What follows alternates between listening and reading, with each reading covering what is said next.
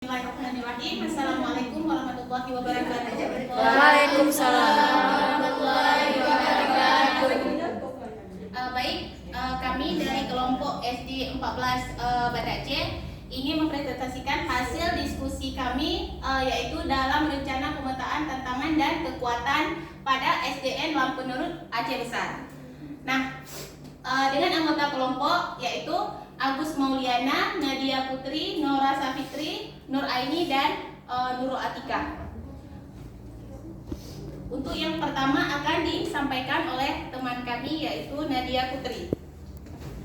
Baik, yang pertama ada tantangan peserta didik di mana kurang fokus dalam pembelajaran, di mana dalam ruang lingkup masalah ini atau tantangan yang pertama ini tidak semuanya peserta didiknya kurang fokus dalam pembelajaran, hanya beberapa saja yaitu bagian peserta didik yang duduk di bagian belakang. Kemudian adanya penggunaan media pembelajaran yang masih sangat kurang. Nah, jadi setiap pelajaran atau materi guru tidak semua mata pelajaran menggunakan media pembelajaran, hanya beberapa saja yang dapat dijangkau media pembelajarannya. Kemudian adanya pemahaman peserta didik masih sangat lambat. Nah, pemahaman ini hanya 2 orang peserta didik yang duduk di belakang tadi itu pemahamannya masih kurang. Jangankan tingkat pemahaman terhadap materi, kita ajak bicara saja mereka masih bingung apa yang akan mereka jawab.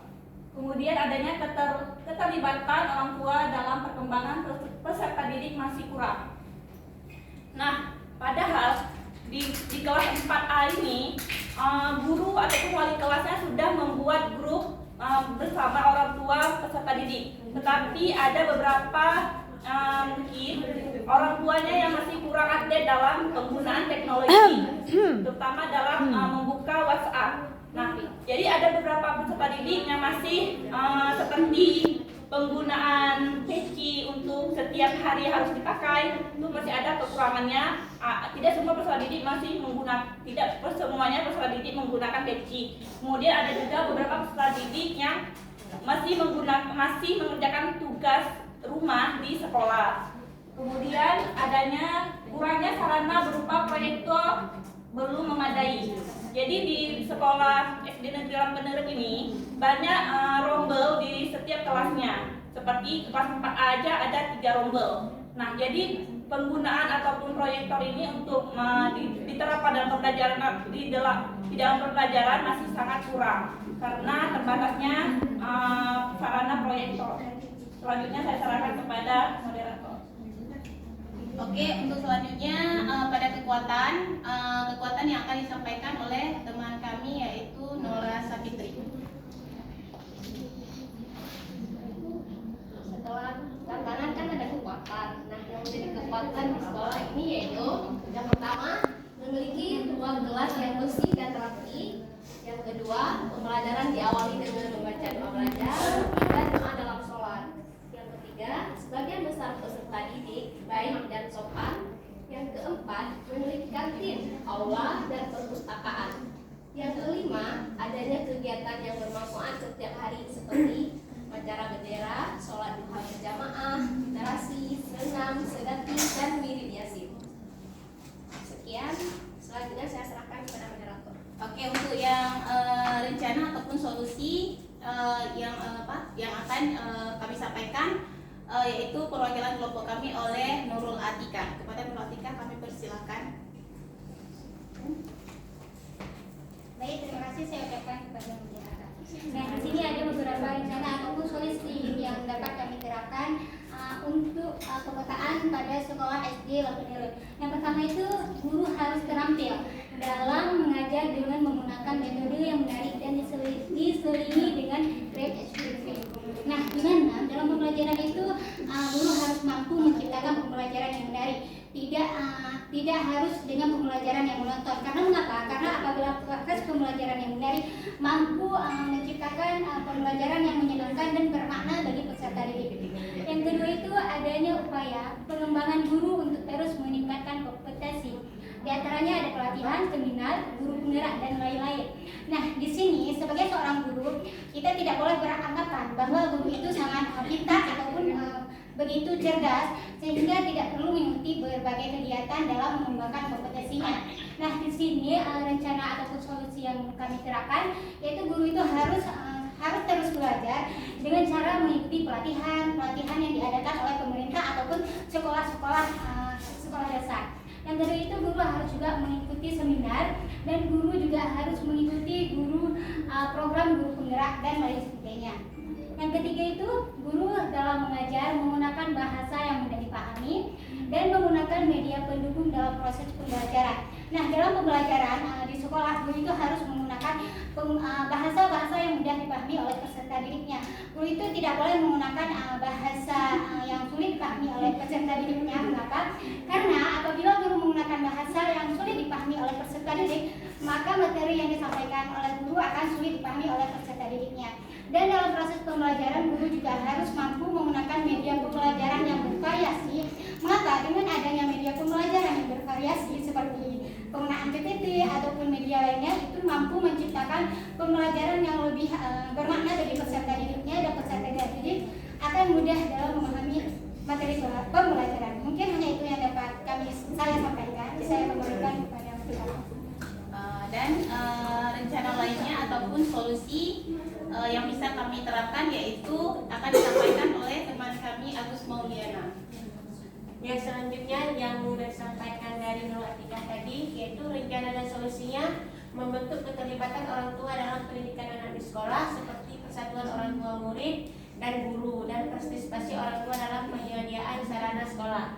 Nah, sekarang seperti yang disampaikan oleh Nadia tadi, kalau di sekolah kan udah ada grup WA, itu ada wali murid. Jadi penyampaian semuanya itu bisa mengikut sertakan orang tua murid. Dan kemudian pihak sekolah mengajukan tentang kekurangan dari sarana sekolah. Kemudian kalau sudah diajukan begitu, pemerintah pun tidak ikut andil dalam menyediakan sarana dan prasarana yang dibutuhkan oleh sekolah, sehingga keadaan sekolah ketika siswa itu belajar nyaman dan aman. Seperti media yang rusak mungkin bisa diganti gitu. Ya, mungkin itu aja yang saya sampaikan. Assalamualaikum warahmatullahi wabarakatuh. Selanjutnya saya serahkan kepada moderator. Baik, terima kasih kepada teman-teman saya dalam mempresentasikan hasil diskusi kami. Nah, selanjutnya kami buka sistem pertanyaan. Mungkin ada kelompok yang ingin bertanya tentang presentasi kami, dipersilahkan. Baik, terima kasih pada kelompok SD 14 yang sudah mempresentasikan kerja kelompoknya. Ini saya ingin bertanya tadi dari tantangan yang dihadapi oleh yang ada di sekolah tersebut ya.